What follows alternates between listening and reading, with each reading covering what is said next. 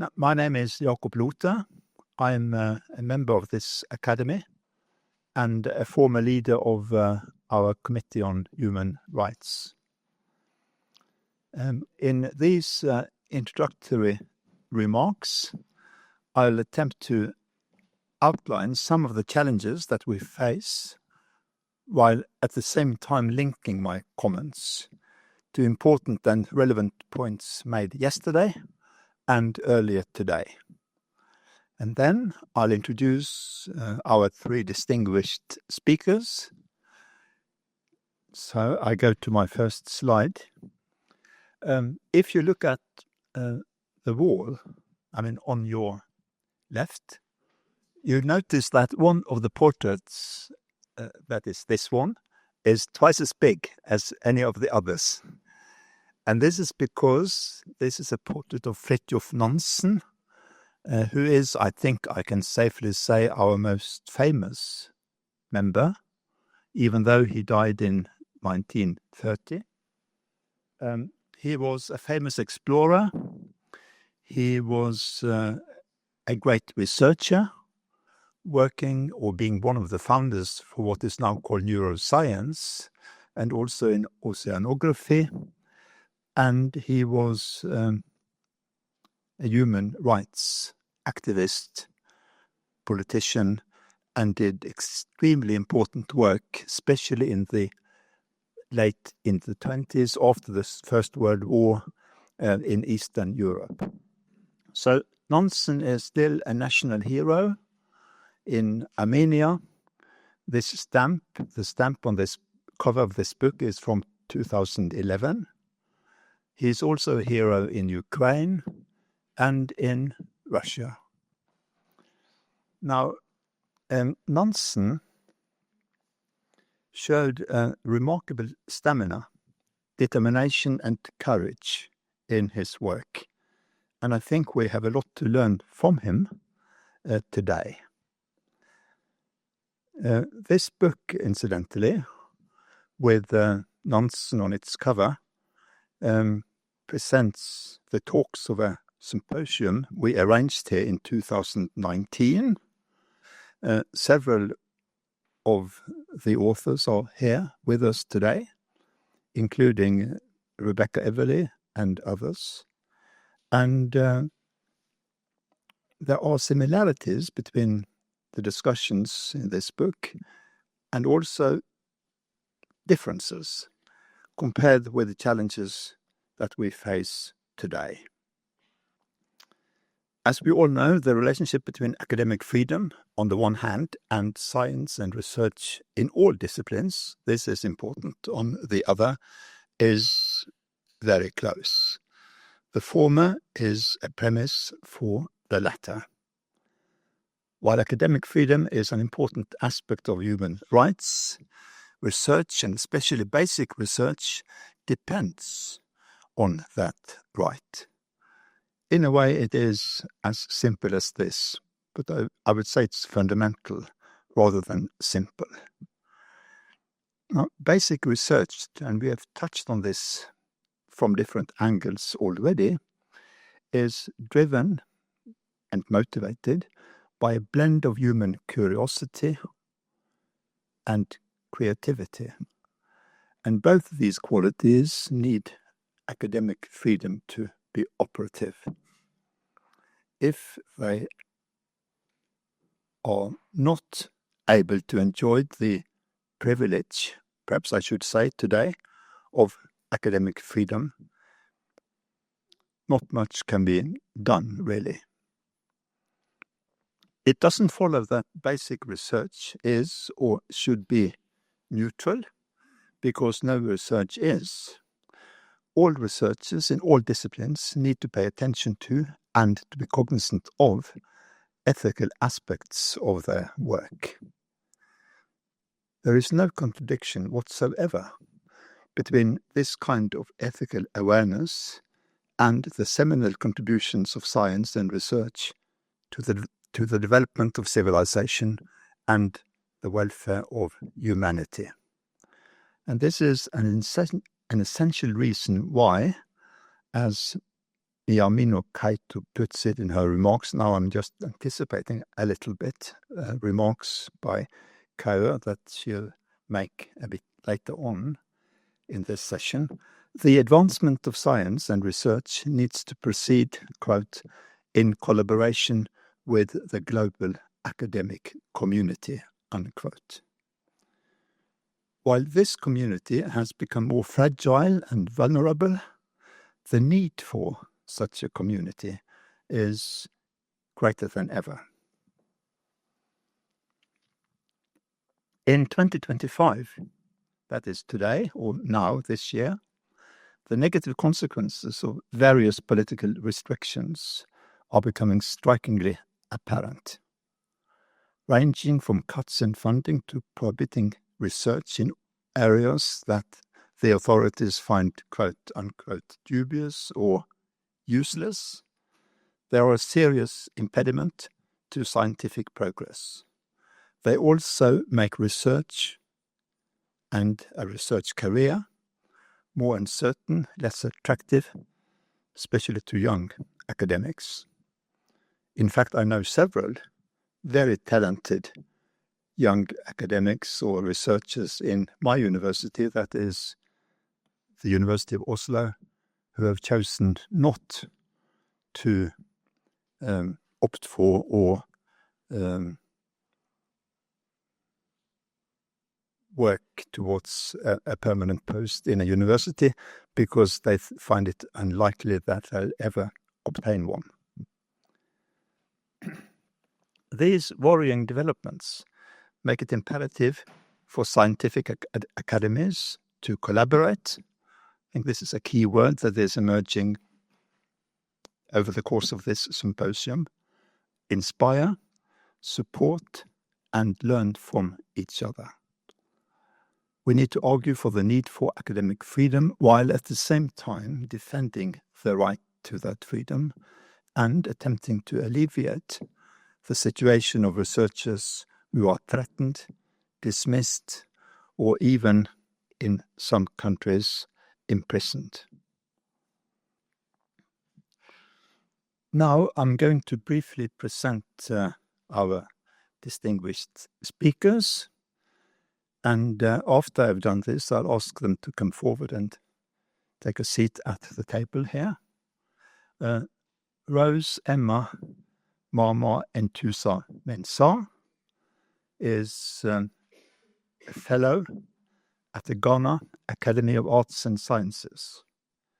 She is a fishery scientist and an aquatic ecologist. She has gained international recognition for her work on the effect of illegal mining on the environment and society. Okay. Elisa Reis is a fellow of the Brazilian Academy of Sciences. She is a professor of political sociology at the Federal University of Rio de Janeiro, where she coordinates the Interdisciplinary Center for Studies on Inequality. Minamino Kayo is a member of the Science Council of Japan. She's a professor in the Faculty of Law at Kyoto Women's University, and she is also a board member of the Japanese Association of Sociology of Law, and also with a particular responsibility for the important question of gender and law. And I would like Rose to come forward and give your presentation. I'm going to talk on the challenges of academic freedom in contemporary societies, and I'm going to look at 3 countries in West Africa. I chose Mali, Benin, and Ghana. Mali because it had one of the oldest universities in Africa, in Timbuktu, and recently has had a lot of turmoil. Benin because it's a relatively stable country and has very good academic freedom. And Ghana because that's where I come from. and I know what I'm talking about when I talk about Ghana. According to Awoseribe, he said that the early post-colonial academics, especially at the University of Dar es Salaam in Tanzania, the University of Nairobi in Kenya, the Makerere University in Uganda, and the University of Ghana, as well as the University of Ibadan in Nigeria. A long time ago, all these universities are in Africa, and some of them are in East Africa and some in West. I'm going to concentrate on those in the West African region. Cherished debates that focused on the historical class struggle in Africa, imperialism, and neocolonialism, as well as the role of multinational corporations and the state. But unfortunately, for a long time, they had academic freedom after their independence. But this honeymoon was cut short when the new post-colonial rulers, especially those that happened when there were coups, academics in the university were criticized the status quo and they were punished for it. And some of the leaders were seen as collaborators and resident messengers of the former colonial regime. I'd like you to have a look at this paper, Academic Freedom in Africa, a Systematic Review of Content Analysis Studies, Kofi Kranting Edu and Jonathan Godami, 2023, International Journal of Educational Development, Volume 100. So I'm making myself the ambassador for the continent. I always say this, Africa is a continent. It's not a country. So don't mind BBC and CNN. It's a very, very diverse continent. And in West Africa, we continue to struggle with academic freedom. And the key challenges include state repression, insufficient funding, having institutional autonomy, and in Ghana, a creeping erosion of these rights, particularly, with governments wanting to pass new bills. But they are doing all they can to safeguard this academic freedom in most of the countries. So we look at Mali. Academic freedom in Mali is limited, especially in conflict-affected areas, due to ongoing instability, military activity, and a deteriorating human rights climate. In 2020, there was a military coup that ushered in a junta, which is still there. And before that, they've had a lot of upheaval. And the very famous university in Timbuktu had a lot of its literature burnt, which is very, very sad. And these junta are in control. There's increased political violence, censorship, and persecution of scholars and students. Specific examples include the sentencing of a university professor for criticizing the junta and the dissolution of students' associations. Mali is also not compliant with some of the UNESCO recommendations on academic freedom. And some of the challenges, as I said, is that in areas where the junta are, the Islamic militant groups, academic freedom is severely curtailed, and schools are forced to adopt curricula aligned with the ideologies of these groups. Schools have been closed, and there's been a lot of state interference, and there are concerns about university autonomy in Mali. This saddens me a lot because this was a country which was one of the places where academic freedom and university education started in Africa. This was also the country of Mansa Musa. I don't know whether you've heard of him, but he used to be one of the richest men in the world. He controlled the trans-Saharan trade. I said I'm going to make myself an ambassador for the African continent today. We need to tell our story. Benin. I love Benin. I've been to Mali. I only chose countries I've been to. I love Benin because anytime I go to Benin, they are so authentic. They are very traditional. They do very good science, and they are not really bothered by France. I think that with Ivory Coasts sometimes are more French than the French, but the Beninois are very African, and they do demand-driven research. And so the academic freedom is largely respected by its governments, with the educational system remaining free from significant political indoctrination. And there's Freedom House, that's this periodically, and according to Freedom House, Benin, and I have seen it myself. The country has stable democratic institutions and generally respects freedom of expression. And I'm sure our former chairman will agree to attest to that. However, specific regulations and pressures from the government and academic institutions on freedom of speech can pose threats to their academic freedom. The positive aspects they have is that they have political stability, they have freedom of expression, they have a good education environment, and they have international recognition in the work that they do. So please visit Benin. But they have some challenges. The government has started some pressure. There are restrictions on media and online content.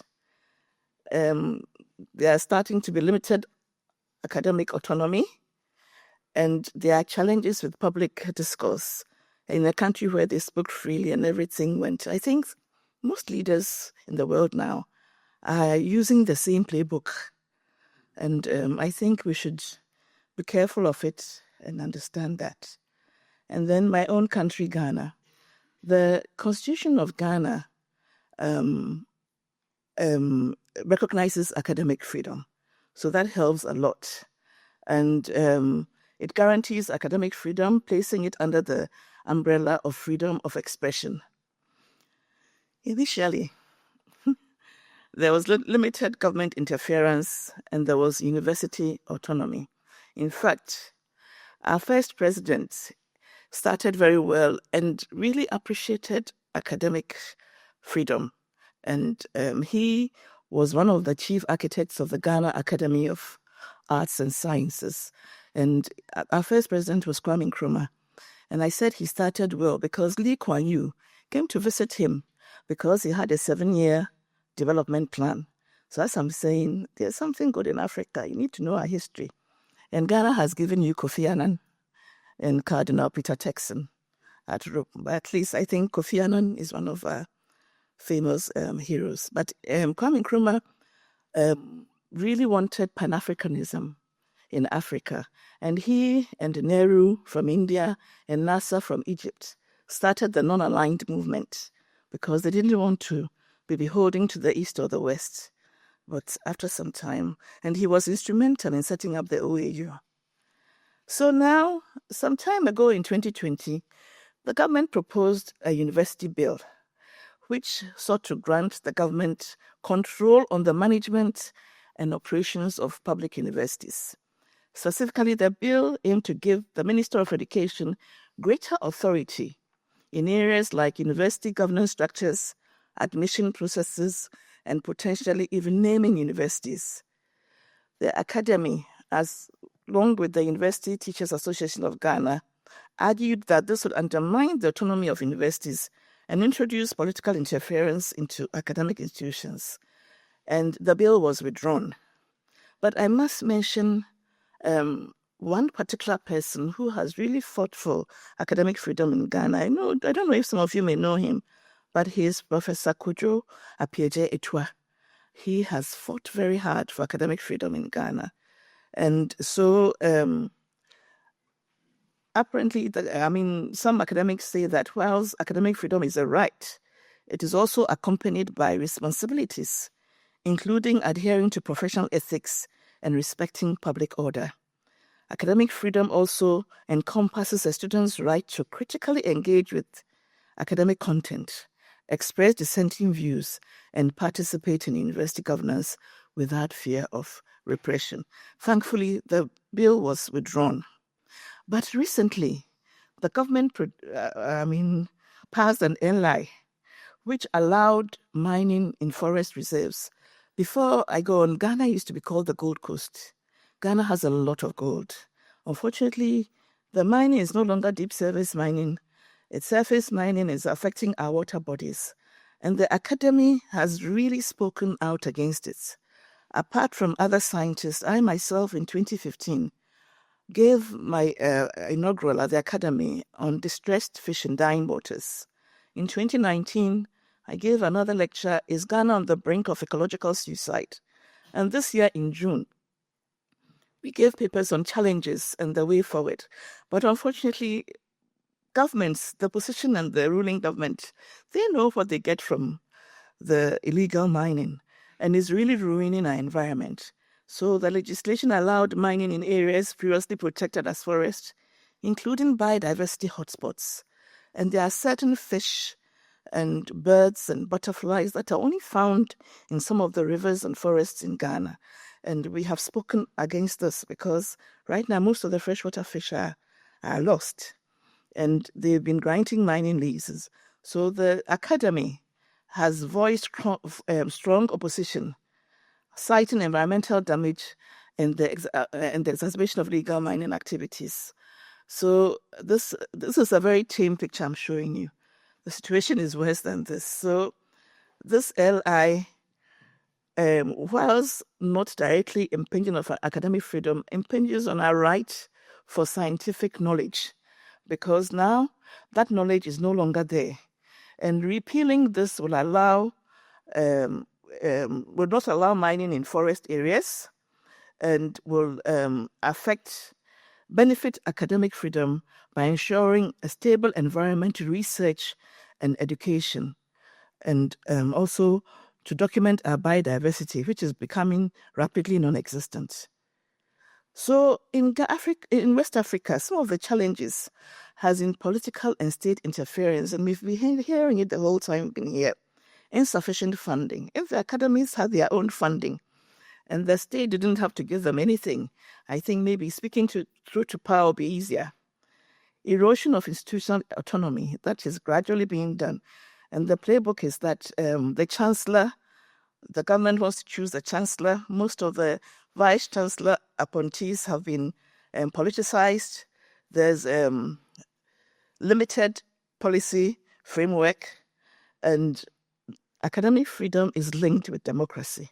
And you realize that all those countries who's now or who are not free, I mean, it's very difficult to have academic freedom. But even with us, some scientists or academics, instead of speaking up, don't, because they want public political favor, and which is very sad. And now we look at what is happening in America and we say, good grief, this will give oxygen to our leaders, because everybody knows that America has made itself the world's policeman, and when it cuffs, we all jump, we say how high. But if they are doing what is happening now, it's frightening, So it's important that academic institutions continue with advocacy and also work with international organizations.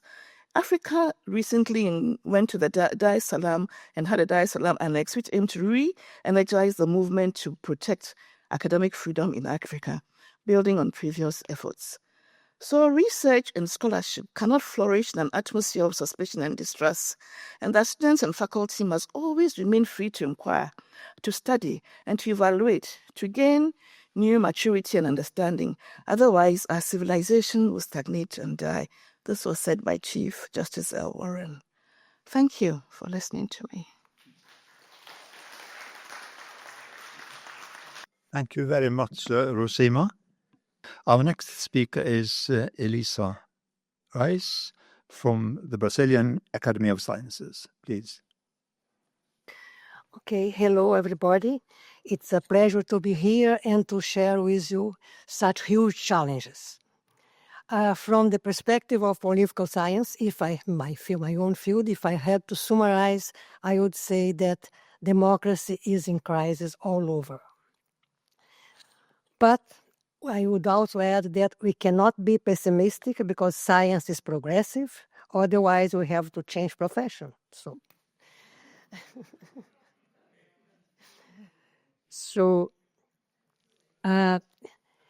we have been discussing several problems that we have in common, and still the manifestation of such problems is always particular to the specific contexts.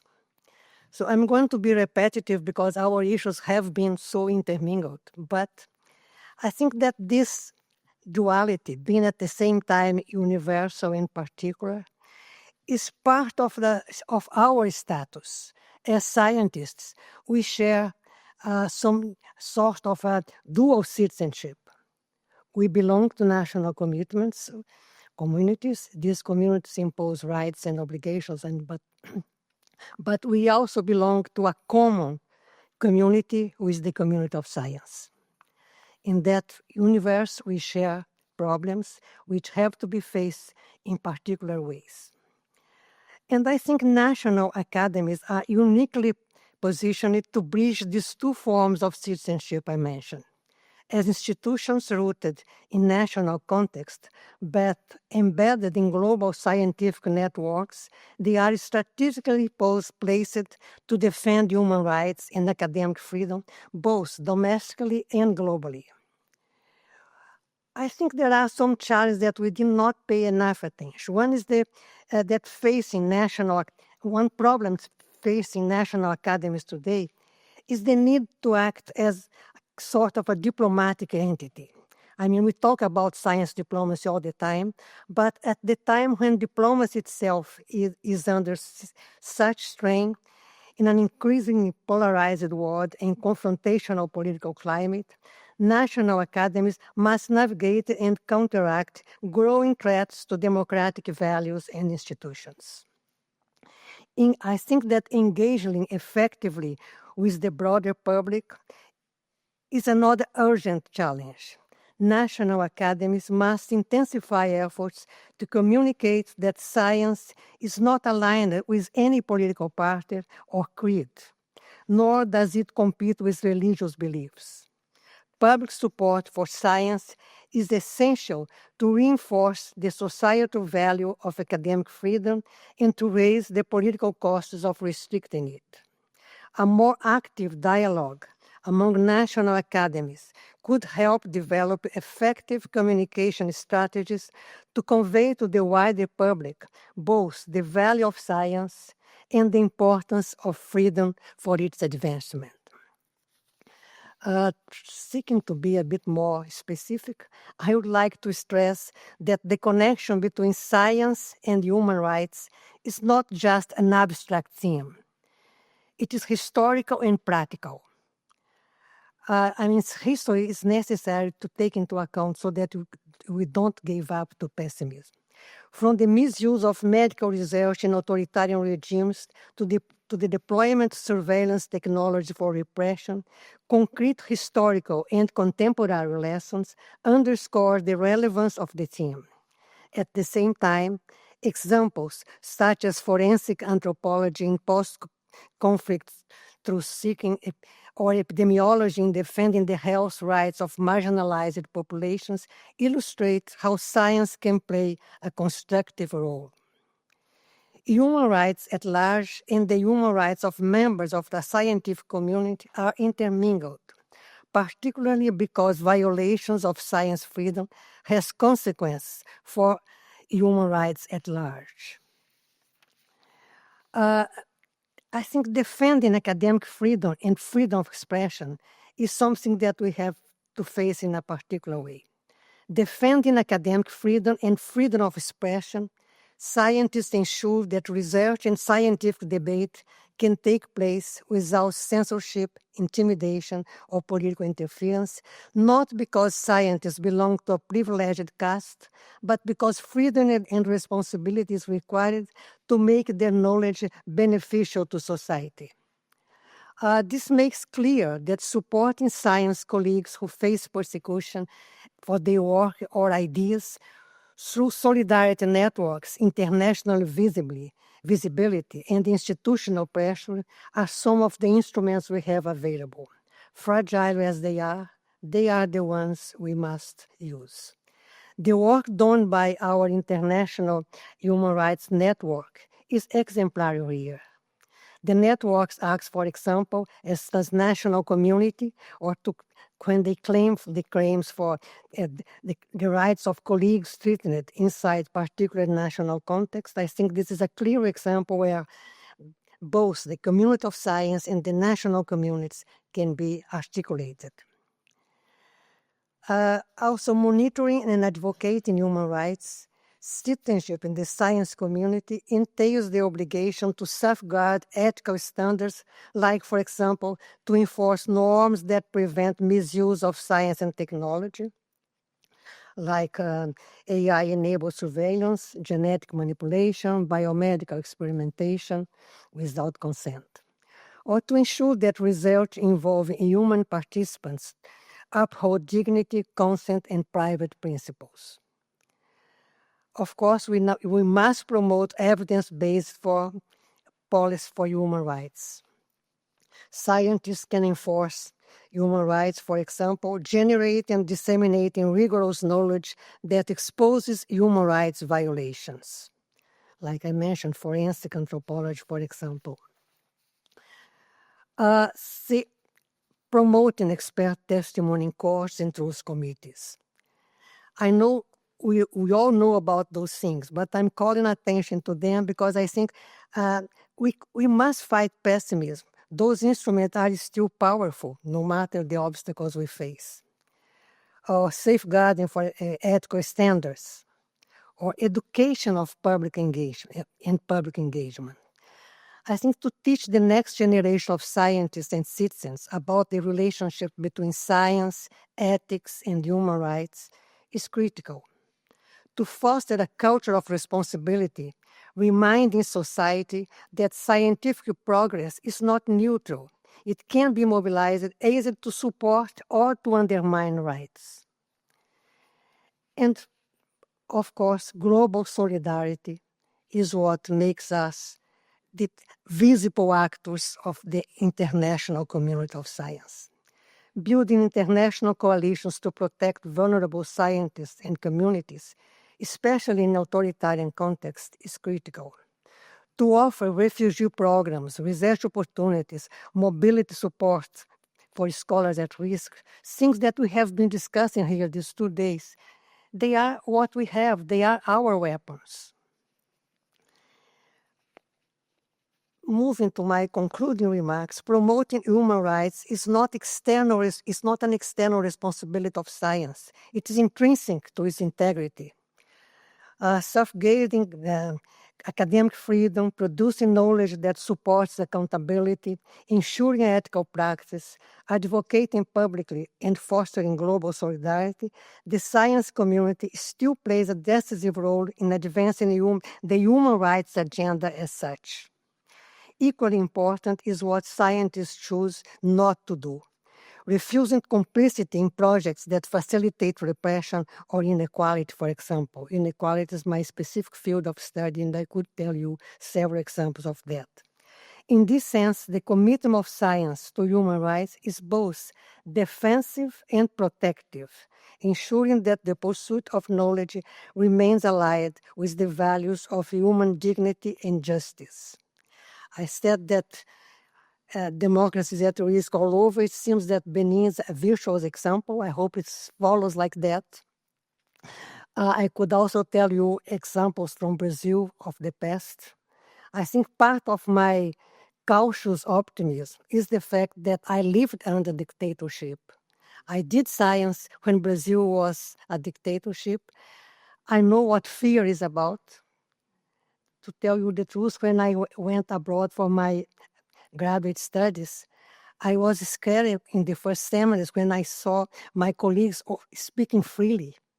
There were so many words that were censored in my own country. I couldn't use, for example, as a social science, the word social class. So this index that Trump now has reminds me very much of Brazil in the 60s and the 70s. But we overcome that. That does not mean that we are safe for new setbacks, but I do hope that science keeps fighting the good fight, and not only Brazil, but all the democracies under threat can overcome the threat. Thank you very much.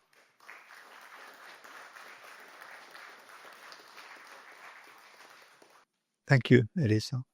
Our next final speaker is Kayo from the Science Council of Japan, please. Good afternoon, distinguished colleagues. It is my honor to join you today in this international panel. I am a member of the Science Council of Japan. I'd like to share the recent experience from my point of view of the Science Council of Japan. Hereafter I will call SCJ, which is currently undergoing a major institutional transformation. And I will go through these points. And I'm sorry. Background and purpose. In June 2025, thank you very much.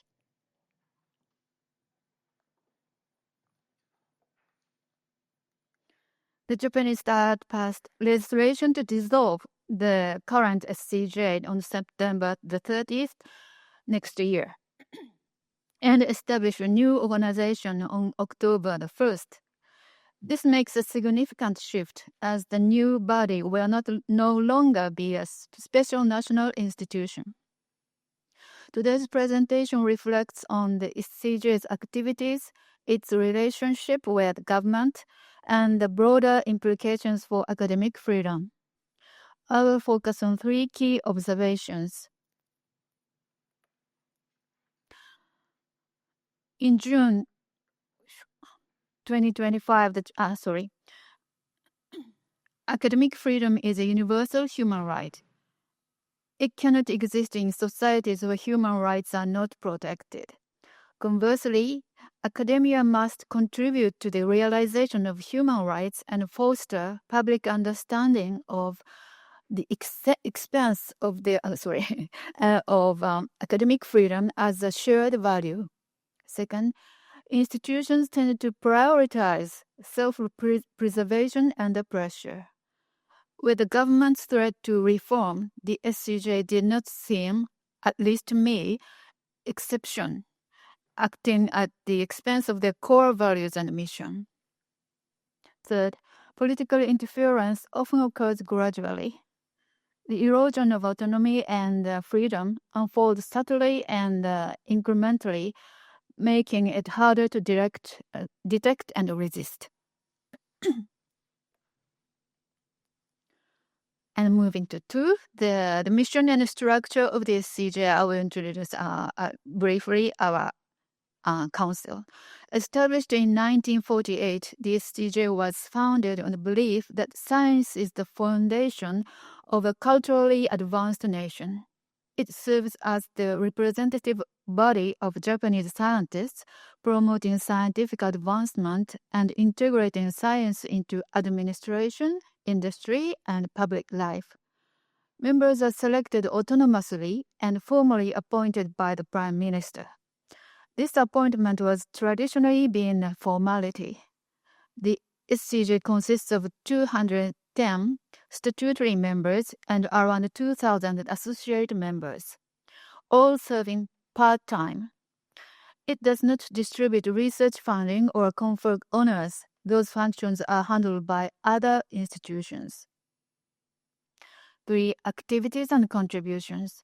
The SCJ conducts international collaborations and organizes subcommittees under specialized and functional committees. These subcommittees address societal challenges and issue policy proposals.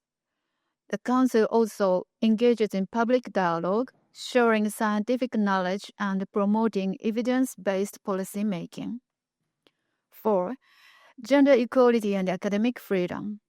Academic freedom includes access to higher education. In Japan, gender disparities persist in education and research. In 2018, so 7 years ago, several medical schools were found to have manipulated entrance exam scores to disadvantage female applicants, a practice later condemned in court. despite ratifying CEDAW and participating in Beijing conference. Japan ranks low in global gender gap ranking by the World Economic Forum. In 2025, Japan ranked 118th out of 148 countries. Lowest among, obviously, G7 nations and nearly lowest among OECD members.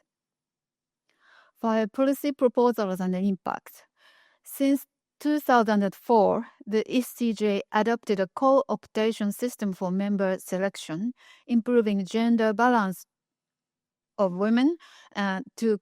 Women consist more than 30%. This led to a series of impactful proposals. I will show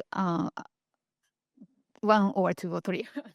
A 2020 proposal on criminal law reform centered on consent was cited during the 2023 in deliberation process of Ministry of Justice. Proposals on sexual minority rights were referenced in same-sex marriage cases, and now in 5 courts. There are only 5 high courts in Japan, and rulings holding current family law provision is unconstitutional. Some women's universities relying the proposal changed their admission policies for transgenders. A 2023 proposal based on a nationwide survey highlight on gender disparities in research environments and called for institutional reforms. And we are watching how the change will happen or not. 6. Current efforts toward gender equality. In 2025, the SGJ is preparing a follow-up proposal to assess progress since 2020 and recommend new measures. Key concerns include lower university enrollment rates for women, underrepresentation of women in STEM fields, limited presence in leadership and decision-making roles. The SCJ advocates for policies to improve access, representation, and equity across all academic disciplines. It also emphasized the importance of integrating gender perspectives into research to promote a fairer society. 7. Dialogue with civil society. The SCJ has actively engaged with the public through outreach and science communication. Democratizing science communication, engaging citizens as equals is essential. Sharing the joy of intellectual inquiry helps build public understanding of academic freedom as a human right. 8. Institutional reform and crisis of autonomy. The 2020 refusal to appoint 6 SCJ recommended members marked a turning point.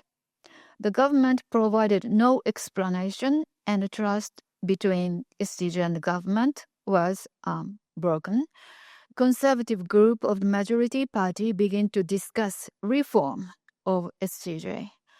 Despite domestic and international support, including Nobel Prize laureates and foreign academies, the legislation passed without amendment this June. SDJ expressed repeatedly concerns about the new organization will lack key safeguards, and that is typical of the national academies of authoritarian states. The key safeguards are government involvement, and the new SDJ will lack government, will be under the pressure of government, and the law allows government involvement in member selection. Pre-approved, and the law demands pre-approved activity plans subject to government evaluation. And partial funding by the state, weakening financial independence. non-legal guarantees for balanced representation of humanities and social sciences, or associate membership. Japan's experience with national universities shows how such reforms can undermine autonomy and research capacity. The SCJ's future activities face serious challenges. 9. I should say chilling effect. Since October 2020, the SCJ has faced considerable challenges in its relationship with the government.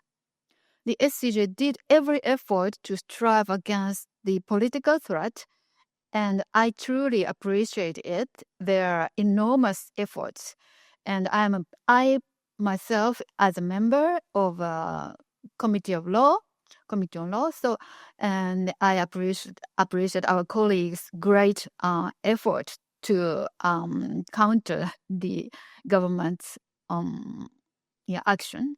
And internally, however, there are also instances where the freedom to pursue academic inquiry was suppressed by the executive branches of the SCJ. For example, a symposium on the effectiveness of Gender Equality Act in politics was postponed because the symposium necessarily mentioned to the election, and the executives fear that the government will make some overreaction to us. Outreach activities promoting previously published proposals were asked to accommodate opposing views following the government's instruction, and that's regardless of scientific validity.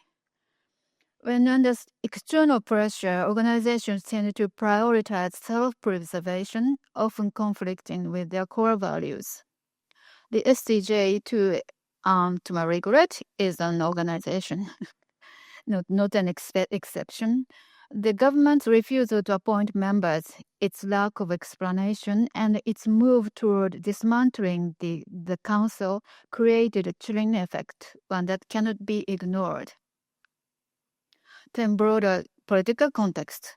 The SCJ case reflects a broader trend of expanding executive power of the state.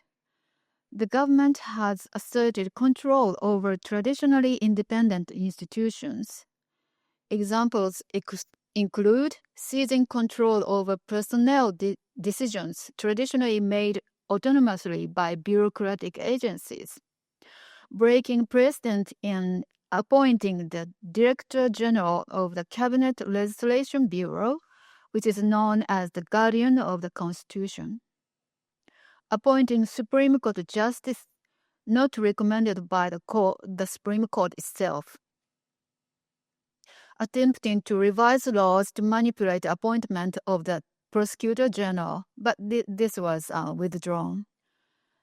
Second, science and technology policies increasingly retreated as a tool for political and economic goals, rather than a domain of intrinsic value.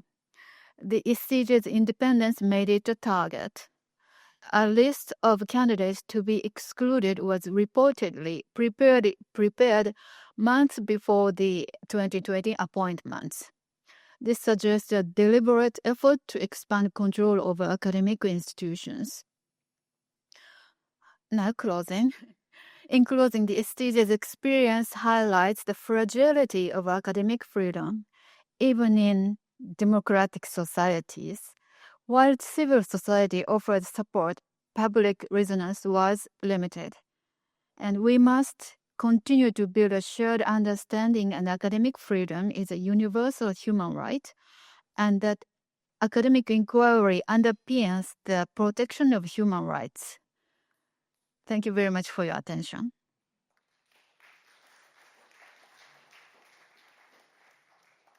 Thank you to all the speakers, all the moderators, and all the participants for these very stimulating and interesting 2 days.